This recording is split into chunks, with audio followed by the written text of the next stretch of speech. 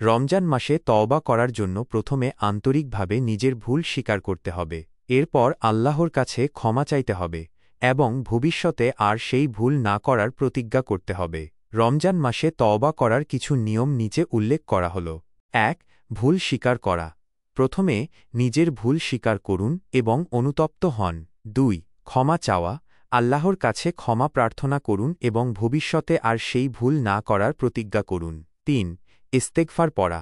বেশি বেশি করে ইস্তেগফার পড়ুন, যেমন আস্তাগফিরুল্লাহ। ৪. নামাজ পড়া।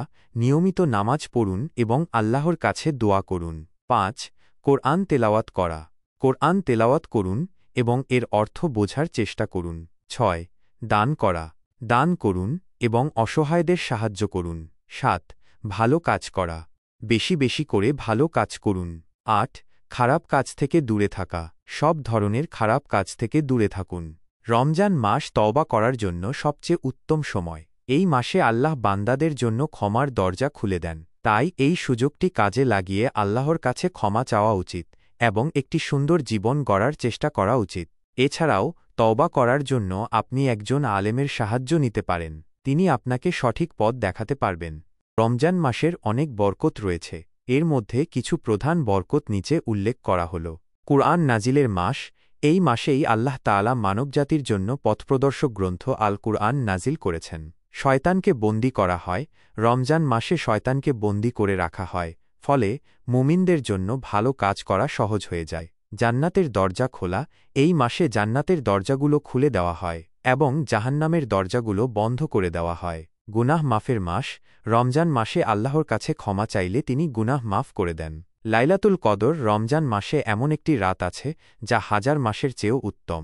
সেই রাতে ইবাদত করলে অনেক সওয়াব পাওয়া যায়। রোজা। রমজান মাসে রোজা রাখা ফরজ। রোজা রাখার মাধ্যমে তাকওয়া অর্জন করা যায় এবং আল্লাহর নৈকট্য লাভ করা যায়। তারাবিহ। রমজান মাসের রাতে তারাবিহ নামাজ পড়া হয়, যা এই মাসের বিশেষ ইবাদত। দান। রমজান মাসে দান করা অনেক উত্তম। এই মাসে দান করলে আল্লাহ তাআলা অনেক খুশি হন এবং এর প্রতিদান অনেক বেশি।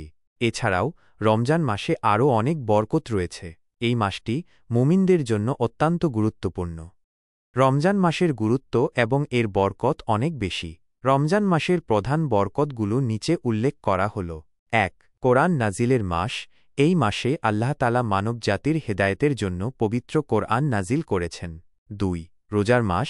রমজান মাসে মুসলিমরা আল্লাহর সন্তুষ্টির জন্য রোজা রাখে। রোজা রাখার মাধ্যমে আত্মশুদ্ধি হয় এবং তাকওয়া বৃদ্ধি পায়। ৩.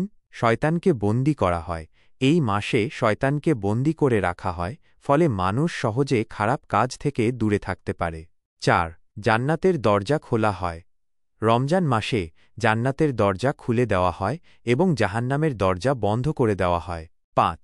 লাইলাতুল কদর। এই মাসের মধ্যে একটি রাত আছে যা হাজার মাসের চেয়েও উত্তম, যাকে লাইলাতুল কদর বলা হয়। এই রাতে ইবাদত করলে অনেক বেশি সওয়াব পাওয়া যায়। ৬. রহমত ও মাগফিরাতের মাস। রমজান মাস আল্লাহর রহমত ও মাগফিরাতের মাস। এই মাসে আল্লাহর কাছে ক্ষমা চাইলে তিনি ক্ষমা করে দেন। ৭. দোয়া কবুলের মাস। রমজান মাসে দোয়া কবুল হওয়ার সম্ভাবনা বেশি থাকে, তাই এই মাসে বেশি বেশি দোয়া করা উচিত। ৮. তারাবির নামাজ। রমজান মাসে রাতে তারাবির নামাজ পড়া হয়, যা একটি বিশেষ ইবাদত। ৯. ইতিকাফ। রমজান মাসের শেষ ১০ দিন মসজিদে ইতিকাফ করা সুন্নত। ১০. দান ও সদকা। এই মাসে দান ও সদকা করার গুরুত্ব অনেক বেশি। রমজান মাস আমাদের জন্য অনেক বড় সুযোগ নিয়ে আসে আল্লাহর নৈকট্য লাভের জন্য। এই মাসের প্রতিটি মুহূর্তকে আমাদের কাজে লাগানো উচিত। রমজান মাসের বরকত অনেক। এর মধ্যে কিছু নিচে উল্লেখ করা হল। রমজান মাস হল কোরআন নাজিলের মাস।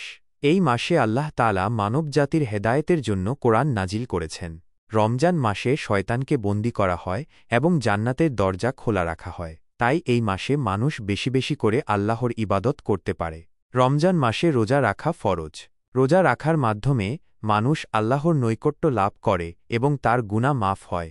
রমজান মাসে তারাবির নামাজ পড়া হয়। এটি একটি বিশেষ নামাজ যা শুধু রমজান মাসেই পড়া হয়। রমজান মাসে লাইলাতুল কদর নামে একটি রাত আছে যা হাজার মাসের চেয়েও উত্তম। এই রাতে আল্লাহর ইবাদত করলে অনেক সওয়াব পাওয়া যায়। রমজান মাসে বেশি বেশি করে দান করা উচিত। দান করার মাধ্যমে আল্লাহ তাআলা খুশি হন এবং মানুষের রিজিক বৃদ্ধি পায়। রমজান মাসে ইতিকাফ করা সুন্নত।